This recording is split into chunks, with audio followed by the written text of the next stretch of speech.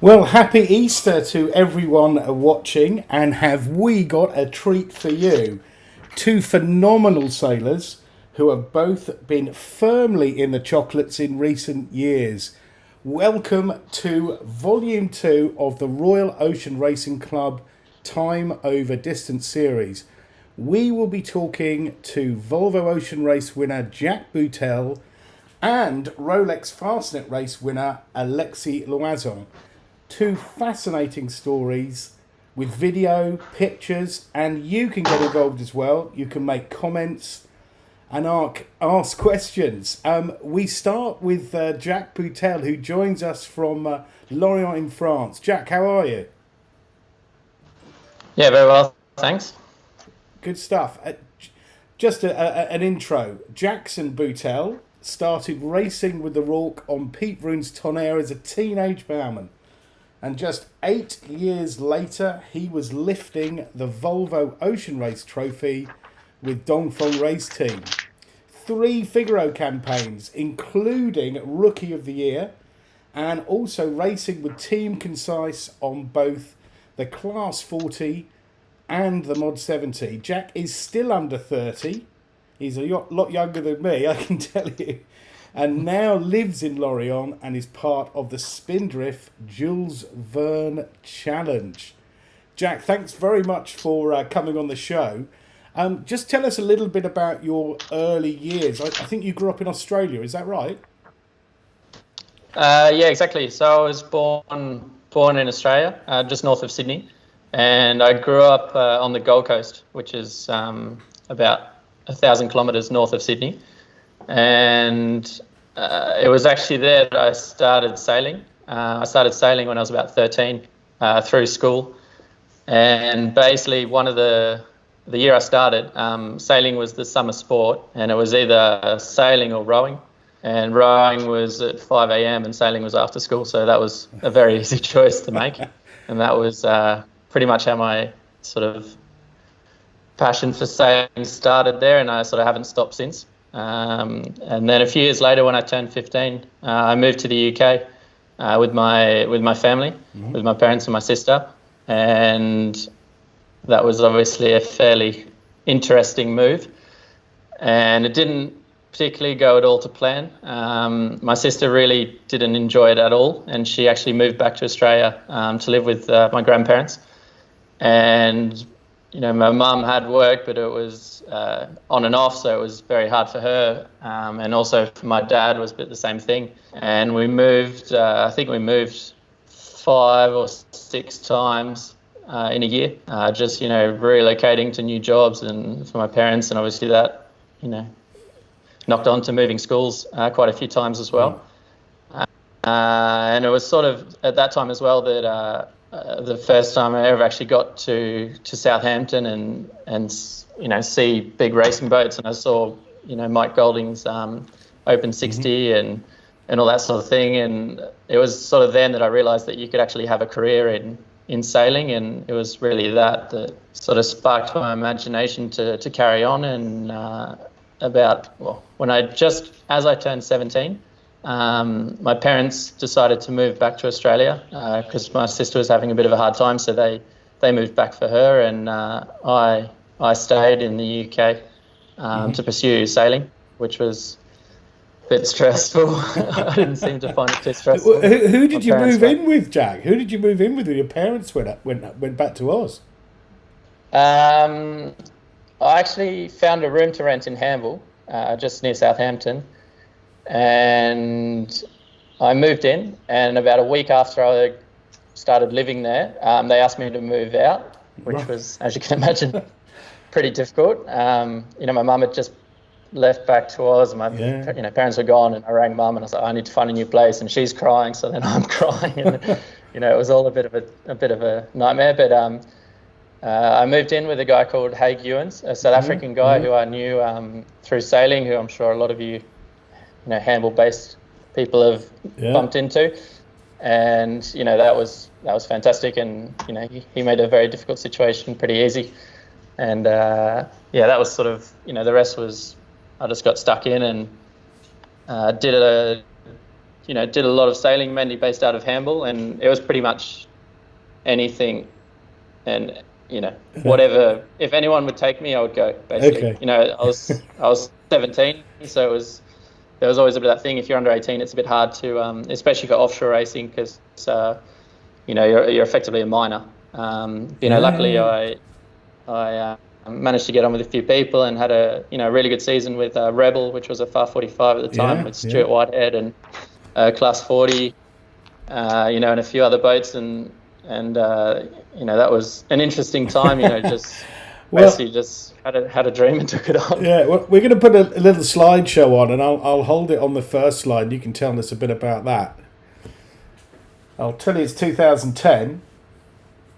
Yeah, so this was on Tonnerre, the Curve 46, just after the start of the Round Britain and Ireland yacht race. And it was basically absolute chaos. I think it was the worst start I've ever had in a race in my life. It was very windy. We had sort of 25, probably gusting 30 for the start, and then a lot of breeze forecast and building all the time down the channel. And I think 5 minutes into the race, we'd broached out, ripped a spinnaker in half, broken all of the stanchions on the windward side. We ripped the satellite, the satellite comms dish off, so it didn't work anymore. And it was just absolute carnage. Then we pulled the spinnaker halyard. This is an 1,800-mile race. Yeah, this is like 5 minutes in, and then the halyard for the spinnaker came out of the mast, and it was just carnage. So we sort of got ourselves back together and went up the rig and put the halyard back in and tried to repair the spinnaker, and then we were taking turns downstairs with acetone to try and clean the kite and stick it back together, and then obviously the acetone smell, everyone was getting seasick, and you're three down on the rail there with the white top, yeah? That's you at 19. I would say probably a little bit wide-eyed at this stage, going into this. And tell us about the man at the bat, Pete Vroon. I mean, he's in his 70s in 2010. What's Pete Vroon like? I'd say offshore he's a trooper. I don't know many guys in their late 70s, at the time, that be able to do that and want to do that. Probably more to the point. But Pete has been sailing for all his life, but basically he's had his own race boats for 50 years effectively. So I think a lot of people know him all over the world, and I think he always has a good boat for IRC sailing, and he always has a really nice program. And sort of later on in the program, it got a bit more professional. We had some more pro guys on. Okay. But in general, it was effectively a very high level, call it amateur project, I guess, which I think we had a really nice bunch of people, a really nice team, and that always sort of created a nice atmosphere. And then obviously with a nice boat and doing nice races, it's generally a fairly good setup for a good program. And this picture is the start of the 2011 Rolex Fastnet race, and although you didn't have a great result in the race, you had a fantastic season on Tonnerre 3, winning the RORC Seasons Points Championship overall, and you got as a youngster 9 more races under your belt. Part of your development must have been with Pete Vroon on that first boat, Tonnerre 3. Yeah, definitely. Like I started sailing on the boat in 2010, and then I worked on the boat with Matt Troutman for 2011 and 2012. Not quite all of it, but the majority of it. And it's got some of the best memories of my life in that project. We did a Caribbean season, sailing all over the place and in America, and obviously all the sailing in the UK and Holland and back and forth, and there was plenty of adventures, and I think still round Ireland in 2010, which was my first race. That was probably one of the best memories. We just had a fantastic. Unfortunately, Pete fell ill the night before and couldn't sail, but basically trusted us enough to leave us the boat, and we went and took on the race and actually won on class overall and line honours. And we had an awesome bunch of guys and just had an absolute ball. It was such a good time. Yeah. So I pulled up another slide here. What's going on in this picture, Jack? So that was end of 2012. Was sort of another big step in my life, or one of the biggest steps in my life, I think, was that was at the selection trial for the Artemis Offshore Academy. It was basically a selection trial to be in a Figaro, to do the Figaro season 2013. Mm-hmm. And the selection trial was pretty unique. There was it wasn't, here's a boat, whoever wins. It was 3 days of physical testing, mental testing, and problem solving. There was a bit of sailing, obviously, but there was a really comprehensive mix of different things, and very, very intense. This is one of the challenges that we had to build a boat out of minimal materials. You weren't allowed screws or anything. I think it was some plywood and metal string or something, and then you had to go and paddle it out around a buoy, and obviously the hydro gains weren't very good, but she floated, which was good. And 3 Figaros, Jack, in total you did 3 Figaros, and that I think that first one you did, 2013, you were Rookie of the Year. No Brit had ever done that. That's incredible to go and do your first Figaro and get right up there, wasn't it? Yeah, it was fantastic. It was, for me, since nearly since always, and still is, my objectives to do the Vendée Globe. And, this was sort of my first chance to have a go at solo racing, effectively. Mm-hmm. And, that first year with Artemis was fantastic. I think, it was some of the best memories of my life. It was just something I'd been working towards for so long, and finally had a chance to do it and just gave it everything. I think, I had no expectations on myself, particularly in terms of, I was obviously pushing myself as hard as I could, but I think I had very little stress on myself in terms of performance, because I had no idea if I was going to be any good or not, because I'd never done that, and my background really was effectively technical, from working on boats and then doing mainly crude sailing. And going into a solo thing, there's obviously a lot to work out. I'd never really navigated before, and I'd done bits of it, but not much. So it was a really big step up in a lot of areas. But super interesting. And during that time, sorry to interrupt. And during that time that you were doing those Figaros, you joined the Dongfeng race team as shore crew, didn't you? How did that come about, Jack? So just after I finished my second season in the solitaire, I just finished the solitaire 2014, which is my second race. And that year was performance-wise a bit of a disaster. I was basically super late getting there.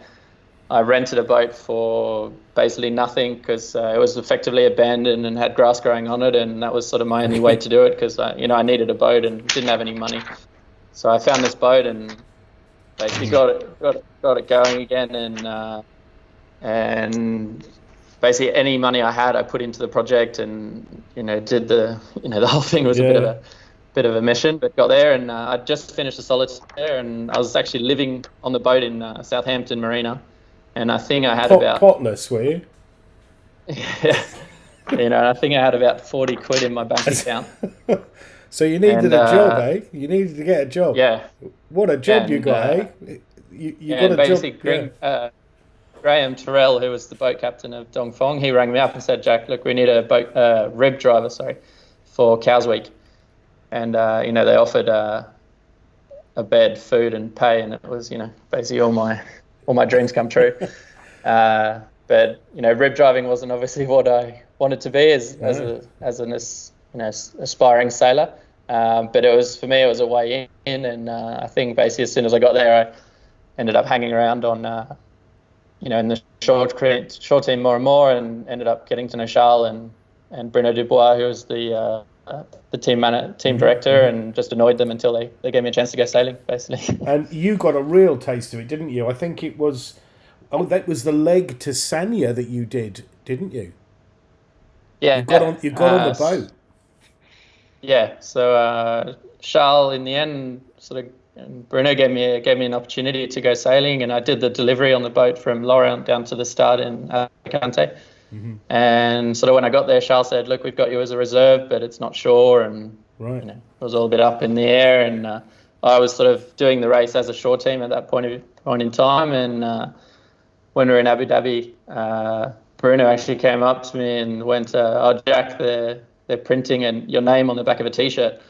So you're on." That's how you found out. You get your name on the team, and that leg to Sanya, obviously this huge media circus. I know it was going on behind Dongfeng, and you won the leg into your home port. It must have erupted when you got to Sanya. What was it like? Yeah, it was it was insane. It was incredible. It was, I think the team. No one ever expected the team to do well, and it was not at all the objective. In trying to introduce Chinese sailors into offshore racing, and basically they were the underdog team. No one thought we'd ever do well, and we arrived in Sanya winning the leg, and then we're leading the race overall halfway through the event. So incredible. It was pretty big moment, really. Look, Jack, we've got such a show to get through, and I'm sorry to say we're going to have to not talk about all of the years. We're going to go straight on now to 2017, back with Dongfeng, and this time you did all of the 11 legs, 45,000 nautical miles.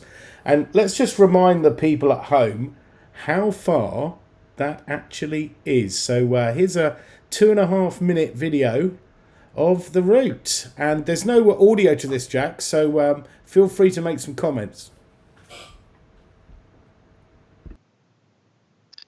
Yeah, so I think the race was the longest I think it had ever been, and I think that was one of the things I struggled with for sure at the beginning, because there's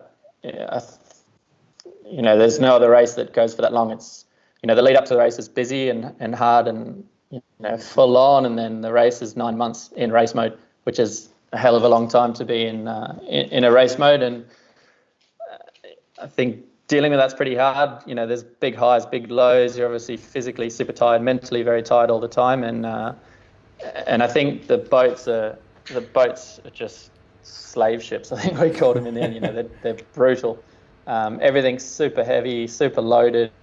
And I think probably something that not many people have done offshore really is obviously stacking is allowed, unlike in IRC sailing. Mm-hmm. And that's extremely demanding. We had all the sails on deck, which when the sails are full of water, they're 100 plus kilos, and you've got to get them from side to side. And then depending on which leg it is, there's probably between 200 and 400 kilos of bags and stuff, and for food downstairs that you have to move, and that's constant, in plus of effectively being short-handed, and on that sort of boat with nine people, so seven guys and 2 women. And how old were you during this race, Jack? You were still early 20s or mid 20s?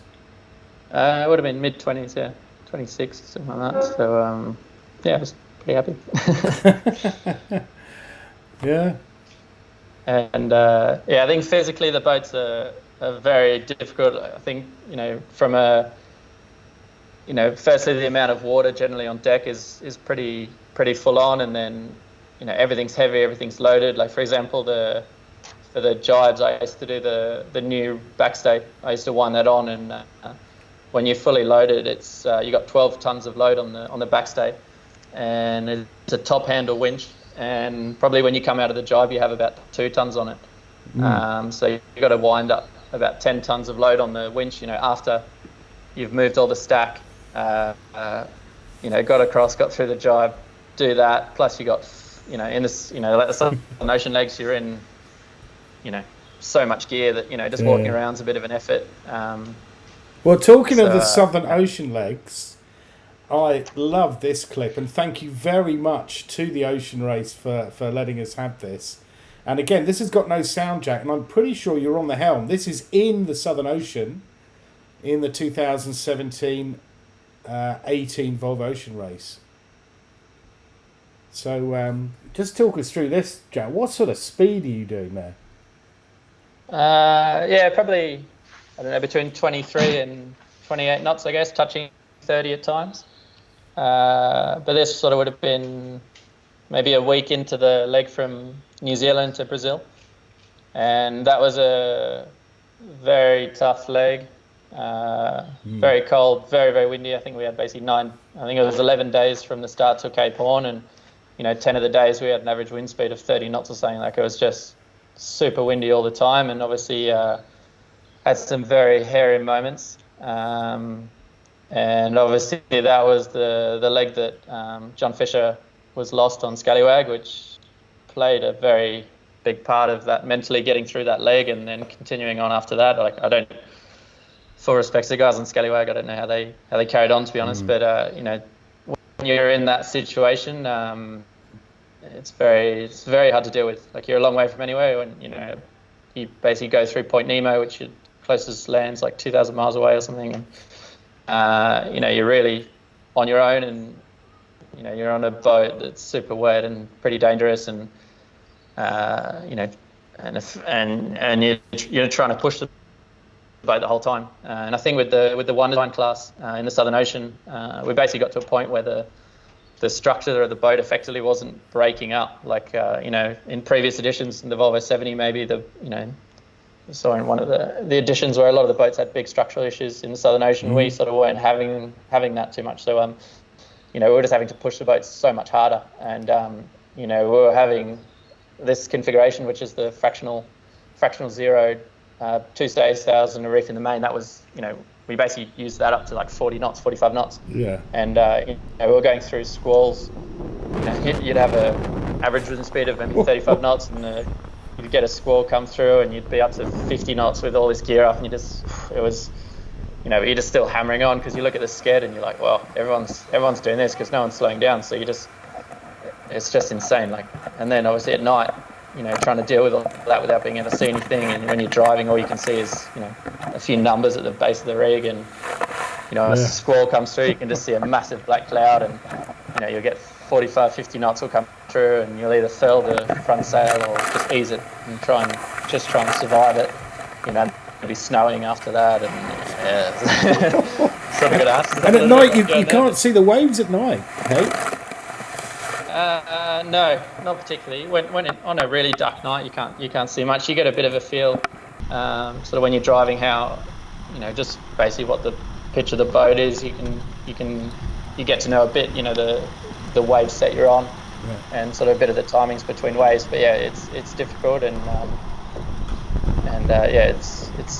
it's full on in the Southern Ocean, I think.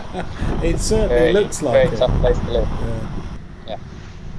And you see the ice in the fold of the mainsail there. Gee, that is amazing. I mean, we a lot of sailors say, "Oh, I'd love to do the Southern Ocean," but 3 weeks of that, you've got to be a proper warrior, haven't you? Really?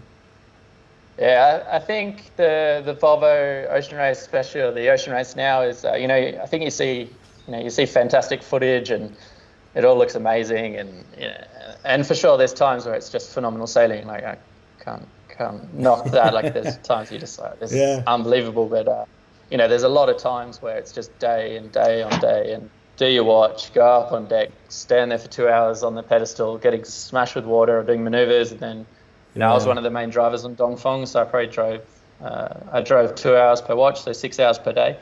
And you do that, and then you go off watch, try and sleep a bit, and then do it all again. That's proper hardcore, isn't it? It's proper hard. Yeah. And just give it an overview of a 9-month, 45,000 mile race is impossible. But Dongfeng, you had not won a single leg in the race, but the consistency meant that the last leg, you were in the hunt for the win with Brunel and Macfrey, and we had a winner-take-all short leg to the finish in The Hague. What a nail-biter. I mean, the closest race in the history of the race, been going 40 years. I'm going to ask you a question here, and I hope you will answer it. So coming into the finish there, we had a lot of exclusion zones the sandbanks and what have you around the Scheveningen coast. And you took a different route to the other two. You went hugging the Dutch coastline. Why?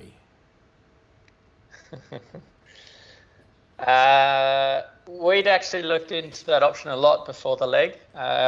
Onshore, where the route in Marcel Ventries basically effectively came up with that option and gave us that option before the start, saying we had obviously conditions that it had to be, and the timing had to be right and everything. And obviously, he said at the beginning we would take a loss because we were sailing more distance effectively. The other, going offshore was a straight line. But basically, the last leg, when the boats offshore had to go around a buoy and come due south, we were on a much better angle and normally more pressure on the shore. Yeah. But it was really that, you have to put all your cards on the table and it'll only come good in the last, 5 minutes basically. Right. And, there's obviously one thing to have it on shore. It's another thing to actually make the call offshore and do it.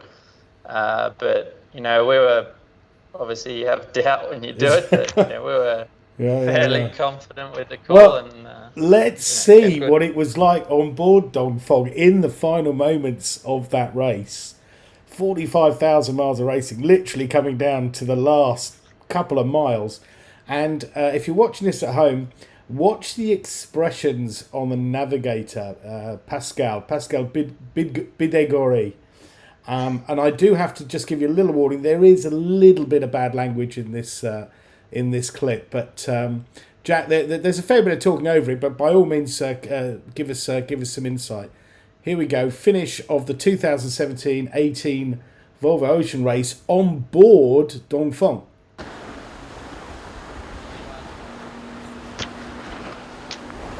Yeah, so I remember all coming up here. Pascal was doing routings to the finish every about 30 seconds. I don't know what he was so stressed. Like, we're all sort of, everyone was stressed obviously, but just getting on with it. And I remember Pascal would do a routing. He'd run on deck and go, guys, we're behind. And then he'd run back downstairs and he'd go, no, we're ahead now, and he'd run back downstairs and he'd do that basically. He looks in a world of his own. I mean, he looks stressed out. We'll see it in a bit. So it must be that they've got boats I think everyone was stressed. I think we got to a point where we knew that, not that we knew, but we were starting to look pretty good. Because it's all visual, isn't it? I mean, I suppose you've got one AIS, but you can't really tell who's leading. Just trying to sail as fast as we can. No. It was really at the last minute when we had visual side of all the boats, and who knows? That we started really gaining bearing. We actually sort of thought it was starting to happen, but even then, you stress, you're on edge, you're like, something's going to go wrong, the wind's going to drop, the wind's going to shift, and, this can't be it, this market's going to break or something. Everyone's on edge. Then it came good, and it was Look, there's Pascal. He is not in a good place there, is he? Close racing. He is not in a good place. Everyone's on edge. But actually, the sort of reflecting on it, the nice thing I found looking back at it was actually in Gothenburg. To be sailing for 9 months in the top crude yacht race in the world. Against very highly professional teams, everyone's top of their game effectively, and end up in a position where there's 3 boats that can win. The rest of the fleet didn't actually matter. It was basically. I think it's Axel. We were the last 3 boats to finish. It was between us, whoever finished first. No, it's us. It's us. And that for me there was, in that moment was, chatting every day with everyone, briefings every day. What can we do better? What can we do? And it was just everything to win. And that for me was like my Olympic Games or my whatever the top of your career is. And it all comes down to this. Oh. Yeah, and there was all to this. I think there was some heart rates going. Yeah, it was a bit stressful, but it's all good. Oh, he is a world of pain, man.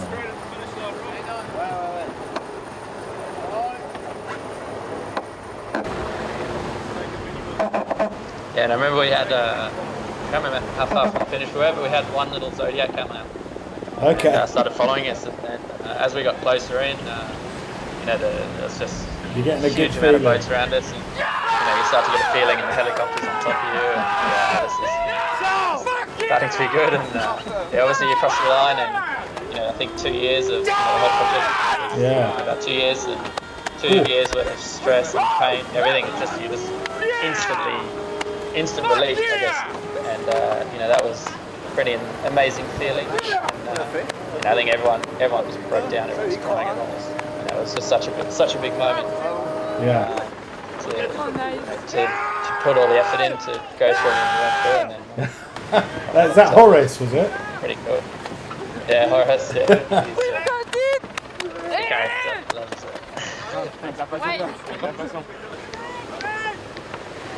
Whoa. He looks like he's in shock. Means a lot. I think for the race, or the ocean race, you really sacrifice your life. You're at sea for the best part of 9 months.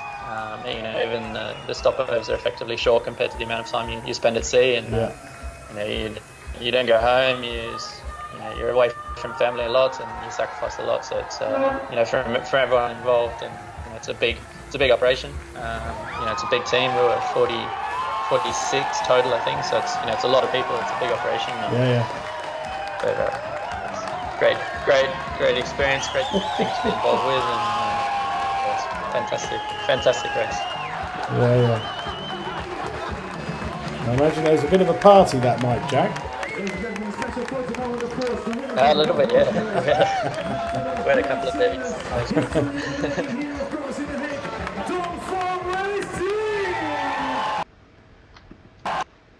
Hey, who's that with a trophy? That's a special moment, isn't it, Jack?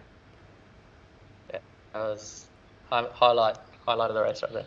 Yeah, I all mean, worth it. As you said, all those years, but that's got to be a moment. I don't know whether Volvo have given you a still of that one. I hope they have.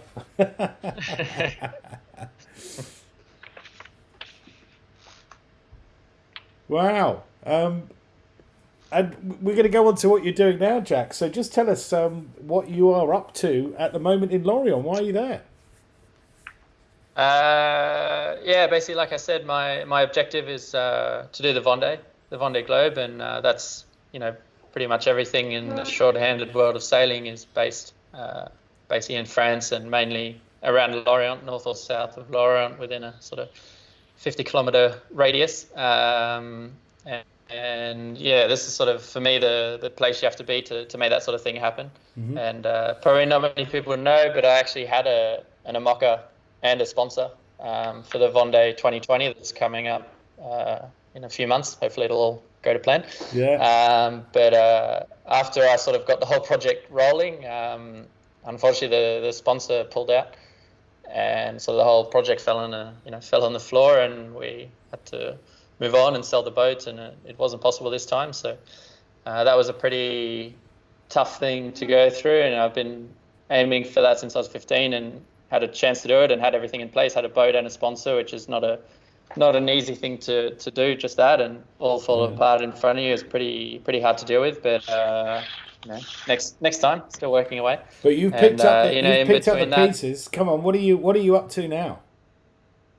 So the last sort of year I was with Spindrift, which is the old Banque Populaire maxi trimaran, trying to break the Jules Verne record, which unfortunately we were unsuccessful on both attempts. First one forcing to retire into Australia after breaking a rudder, and the second time all the way to Australia with rudder issues again. It was very frustrating. We broke the record to the equator.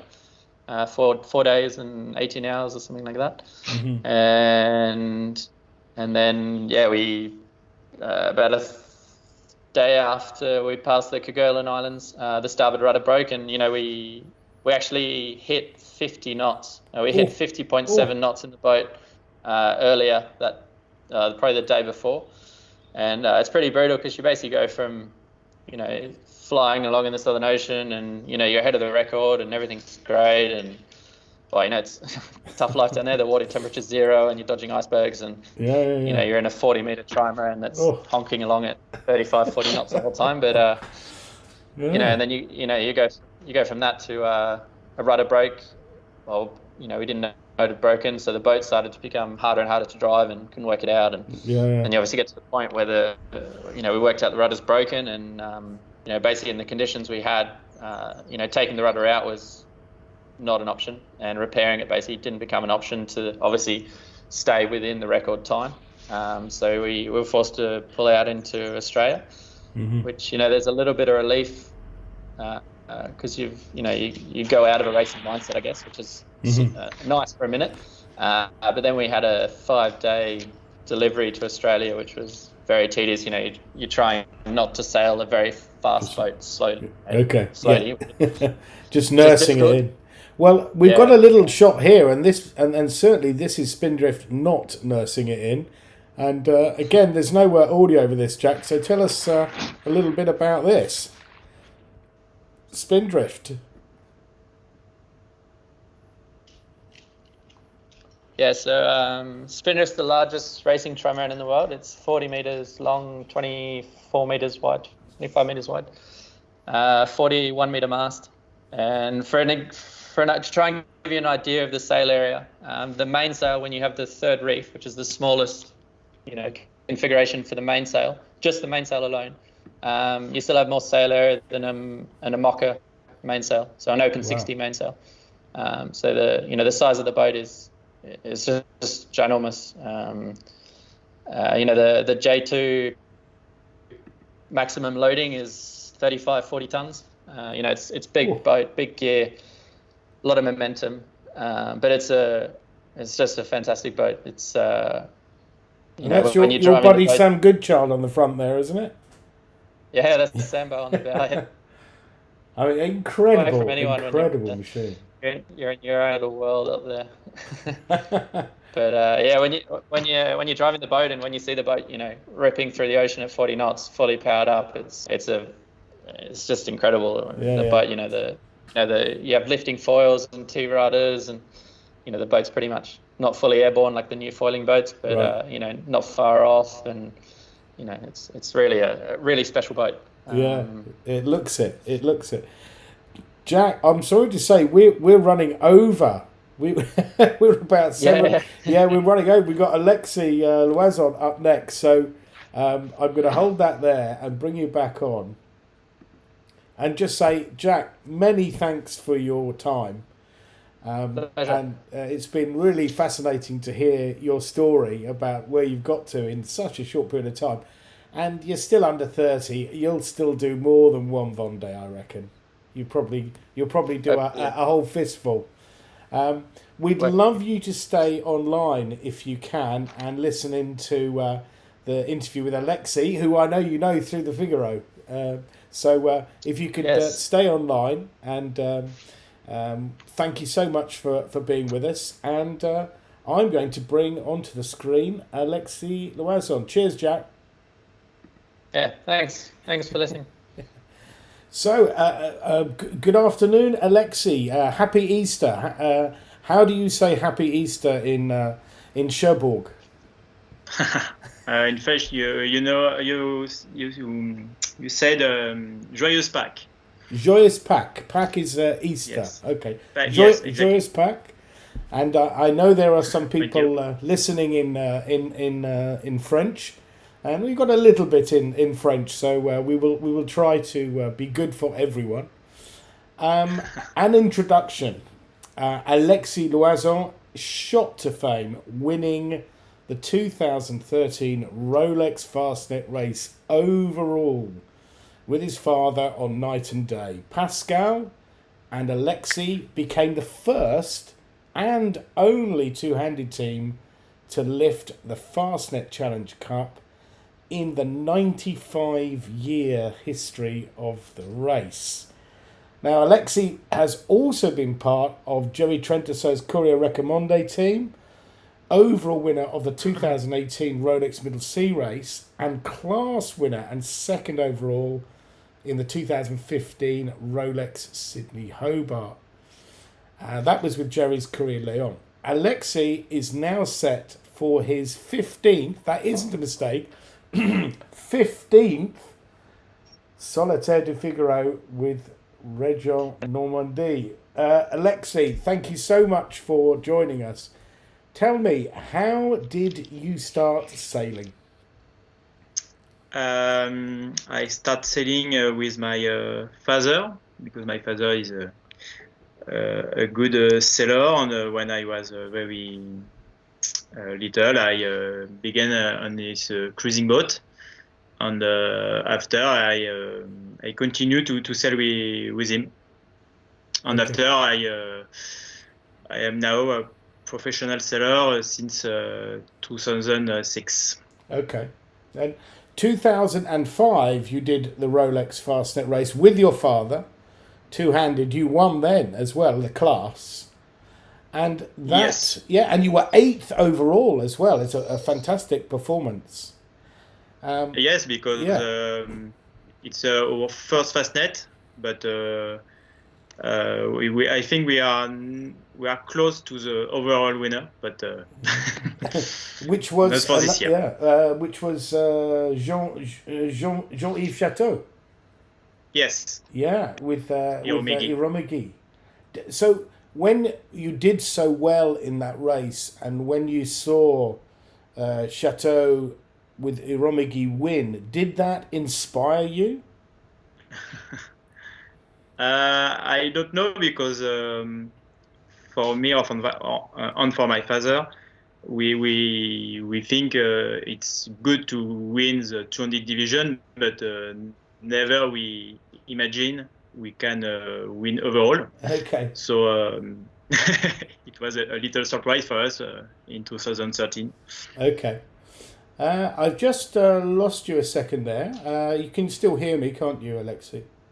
Okay. Yeah, just give me one moment. Oh, you're back. That's fantastic. Well, that was, I was just about to show a video anyway. So here is a video of that amazing race in 2013, the Rolex Fastnet race. And this has got some commentary from your father, by the way. Let's play that now. It's not until the morning of day 5 that the winners finally emerge, when Pascal and Alexis Loison, a father and son team from Cherbourg, sail their 33-foot night and day towards the finish line. It's a new boat, only 6 months. They've sailed a brilliant race. But the boat was First time a double-handed crew imagined for Untitled win this Chapter race, races so it's a very good happening. Yeah, it's a very good happening. I'll leave it there for now. So you are literally just crossing the line there, but these are some lovely words from your father after on the dockside in French. On est super content. Et je trouve effectivement en double depuis quelques années, un peu les courses en solitaire que toi tu fais beaucoup ont permis aux équipages réduits d'être aussi performants que les équipages complets, mais nous on n'en est pas plus surpris que ça. And Pascal and Alexis Loison received the Fastnet Challenge Cup for their outstanding performance overall. For many sailors, their victory will serve as a happy reminder that one of offshore racing's greatest challenges can still be tackled and won by the crews of its smallest boats. So come on, Alexei. Who has the Rolex watch? Is it you or your father? No, my father keep the watch, because night and day is a boat of my father. Okay. And I have plenty of time to win another one. Ah, okay. Maybe with the next Fastnet. And wow, you I mean, your record in the Fastnet. I'm just going to put some pictures up. These have got no sound, so you can talk. You know, here you are in the 2013 Fastnet winning. Yes. But you'd already won class in 2005. But you know, I was at that prize giving, and you had a fantastic reception, standing ovation from everybody. It was, you said, a very proud moment for you. Please explain, Alexei. Yes, because to win the Fastnet overall, it's not in our first plan. And it was for my father and me. It was very it's prize giving for us. Yes. Sorry, my English is very bad. No, it's very good. Better than my French. But I remember the prize giving. It was a sunny day, not like the finishing line. and there was a lot of people, and I think it was a good example to show to everybody 200 is a very good class and a performant class, and we can do I think the same work than a full crew if the boat is prepared to do that. And I also remember you won so many prizes. You didn't have enough hands. You needed help to take them from the stage. You won all of these trophies, and I remember your father. He looked like he was in heaven. Yes, I remember that. And when we crossed the Channel Line to back to Cherbourg, we stacking all trophies in the same. Yes, yeah. That was a funny and emotional day. Yes. Well, obviously that was very well known, that win. It was huge news in the sailing world, and I'm sure even further. But this one, not so many people know about. Maybe in France or in the UK. Tell us about this picture. This picture is 2 years after, and it's with Jerry Tronso's boat, Courrier du Léon. This year, Jerry wins the Fastnet race, and 6 months later, we go to try to do the same for the Rolex in Hobart, and we finished second overall, so very close to do the double. Yes, but that was an incredible experience, and it's the beginning of my meet with Jerry, and because Jerry now is a good friend and one of my sponsors, and he trusts me for my job, and I owe him very, very much. Okay. Yeah, just keeping with this picture now, where was the picture, and what is the weather? The weather is a sunny day, but very strong wind. And it's, I think, 36 hours after the start in Sydney. Okay. It's a upwind day, and we are in just before the Strait Bass. The Bass Strait. Bass Strait. Sorry, and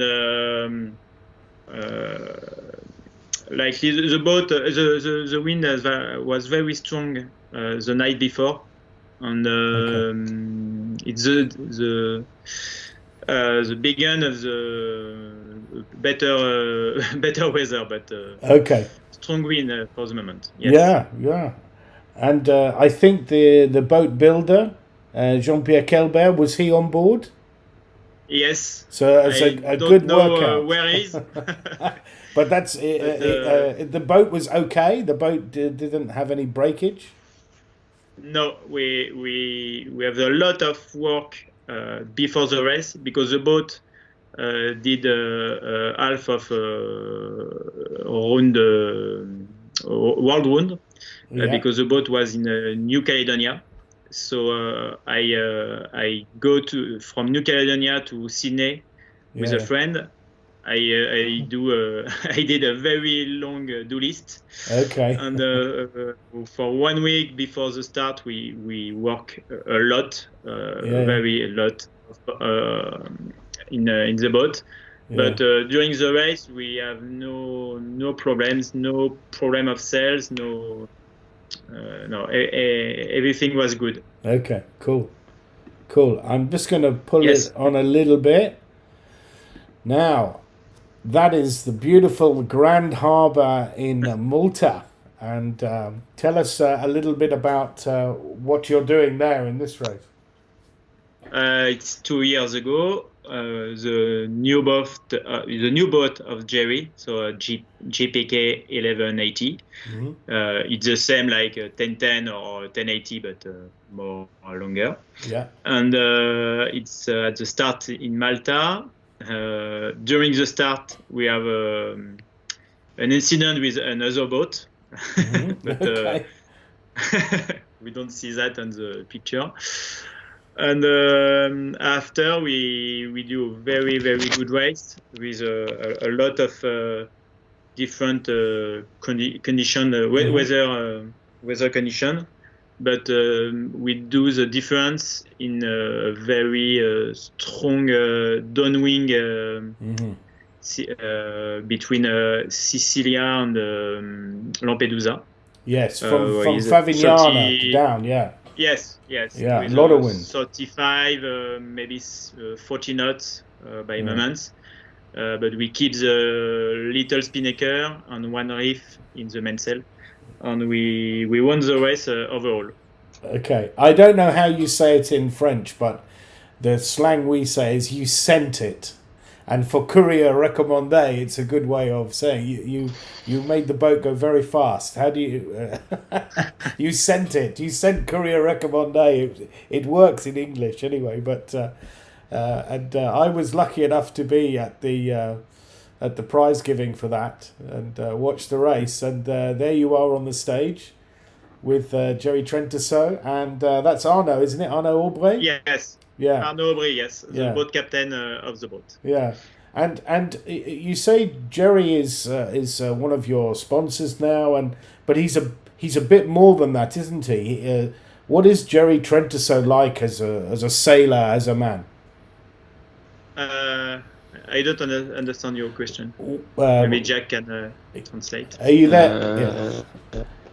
Go on, Yeah. Est-ce que tu peux expliquer un peu Jerry, pas son histoire, mais comme elle est comme mec. Ah oui, okay. Yeah, Jerry is a very, very good sailor. He did a lot of many races in, for example, 3 or 4 Solitaire of Figaro, 1 Route du Rhum, and a lot of RORC races. Mm-hmm. And he is also, a gentleman sailor. Yes, yeah. He is very calm on board, but during this race, especially this race, he keeps the helm during the downwind leg. Mm-hmm. And we were very fast. We never with the boat do a Chinese jibe or something like that. Okay. Very, very good helmsman. And when you go to do a race with Jerry, it's always good on board and before and after the race, always funny moments. Okay. And Jack, who just came in there, I spoke to Jerry after that race, and he dedicated that race to Pete Vroon. Pete Vroon gave him his first chance in the Rolex Middle Sea race a long time ago. So there's a nice crossover between you two there. Yeah. Yes. During each race, Jerry spoke about Pete Vroon. Okay. Yeah. Is the hero of Jerry. Yeah. And just moving on here. Now this is, I think, the latest JPK, the 1030, and this is at in the Rolex Fastnet race last year. And just tell us a little bit about the upwind performance of the boat, Alexei. I think the boat is like all JPKs, is very performance in each condition. and but it's a new boat, new design, especially for the 200. For example, is the first GPK ARC GPK. Okay. With a ballast, and the ballast is like having 5 people on the rail. Is that right? Yes, I think it's 300 liters or kilo. But so yes, when you have 25 knots, it's very good to have that. Yeah. And the boat was very easy to manage in 200. Yeah. It's because it's very very the same than the 1010. Yeah. But the design of the hull was very better to do some reaching and downwind. Yeah. So. And you had a very good battle with Raging Bee and also with Hannah Diamond and Henry Bombay, but yes, up to the rock, it was close. But after the rock, tell us about your trip back from the rock to the finish. What was that like? After the rock, we have a very strong reaching with I think 25, 28 knots with a strong sea. And we have a little Spinnaker, A5, and we put this sail, and the boat did a lot of surf at 18, 19 knots. Wow. Okay. So when we cross the cities, we are with IRC1, so that's incredible. Yeah. Yes, because 1030 it's a little IRC3, but it's a good surprise to to cross this. And you raced with Jean-Pierre Kalpa, the builder of the boat, and he has a background in windsurfing. Is that right? Yes. It's easy for Jean-Pierre is also a good windsurfer, but also a very good sailor. He won a lot of races in short-handed. For example, some Transquadra solo. And also he knows his boat perfectly because he he built him. So it's very good to do a crew like that. Yeah. And very complementary. Complementary, yes. Complementary crew for this race. Yeah. Hey, you know, your record in the Fastnet, I'd need to look at it for sure, but you must be one of the best records in the Fastnet. But I know the big challenge for you for so many years has always been the Figaro. You're about to do your 15th Figaro in Région Normandy, the Figaro 3. Very exciting new boat. Tell us about the program. Yes. Figaro is class Figaro is one of best class in the world, I think, for offshore sailing. I think it's not a surprise now to see Figaro sailors in Volvo Ocean Race or Vendée Globe. And for me, the Solitaire Figaro is a beautiful race of the world. And I want to win. Last year I was very, very close to win, but maybe this year. Okay. I hope so, and I work for that. We have a really lovely video from Jean-Marie Leo, and let's just play that now. This has a little bit of music, Alexei, but you could tell us a little bit, and if you want me to stop the video and talk about something, just say stop. Okay.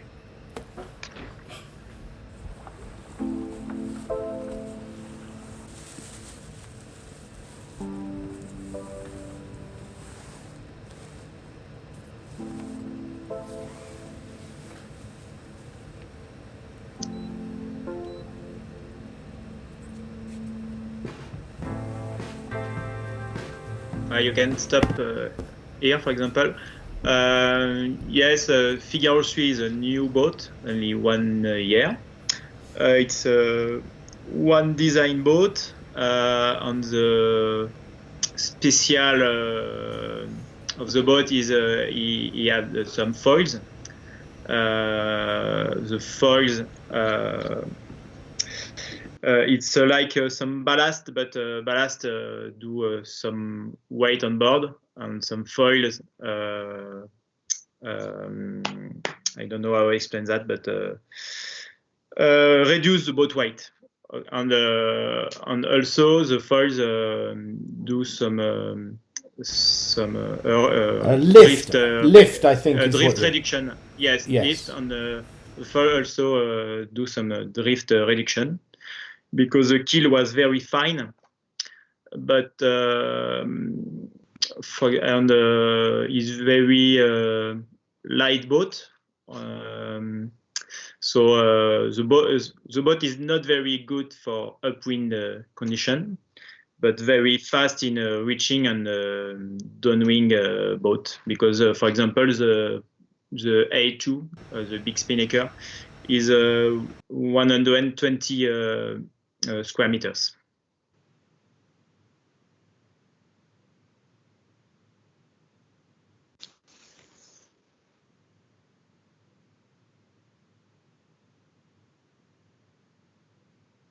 Yes.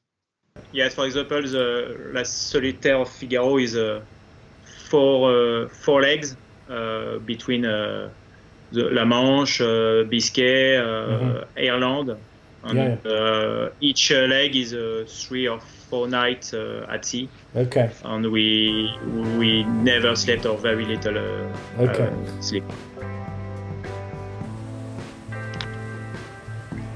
And tell me, is this? I know this is from the Normand flag, but is it a lion or is it a leopard? Qu'est-ce que c'est l'animal? It's a leopard. It is a leopard. Okay. Yes, leopard. Yeah.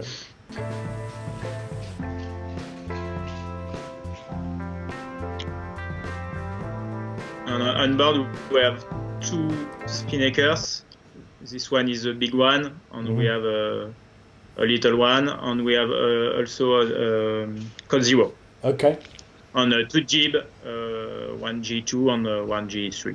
And it's very one design, yeah? All the boats the same? Oh, yes.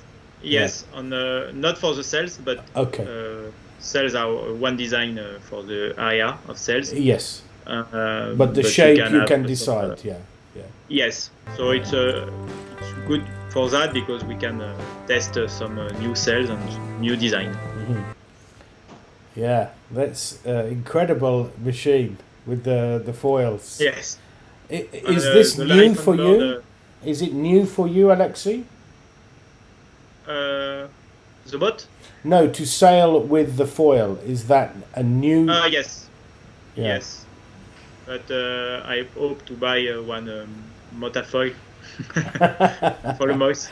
Okay. I know Jackson have one, and I am so jealous. Okay.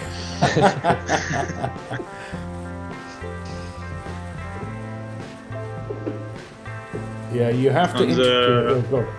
Today, on the video today, it's a little windy, but the life on board the Figaro 3 is very wet, very wet. Okay. Yeah, this is quite calm. I think we have a little bit of footage later where it's a bit more. Yes. Yeah.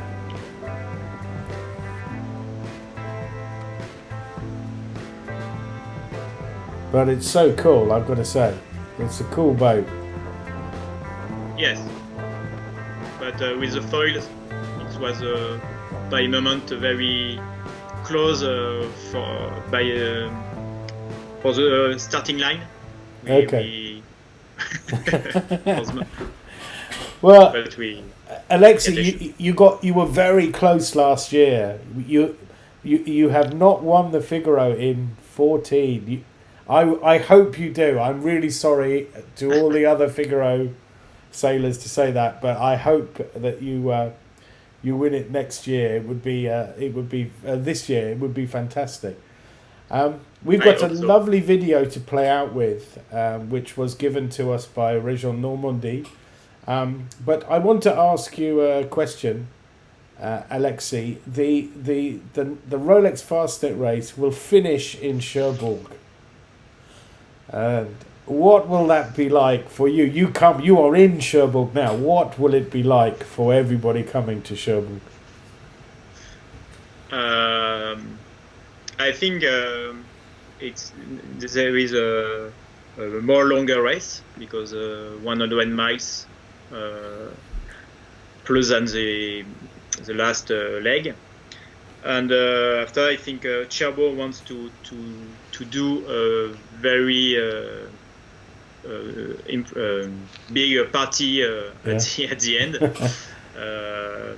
I hope so, and I think it will be a nice race because I think the Fastnet race is a beautiful race, not for the not after the finish line, but during the race. Okay.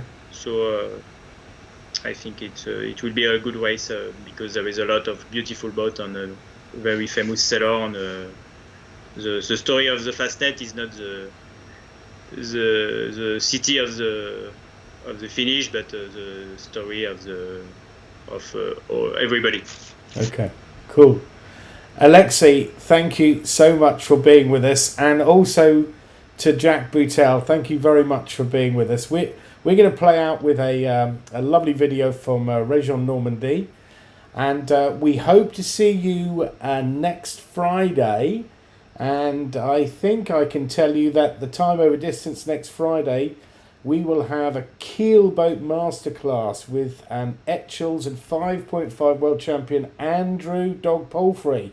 So join us on Friday the 17th, same time. Meanwhile, here is a video to play us out with. Thanks very much for joining us.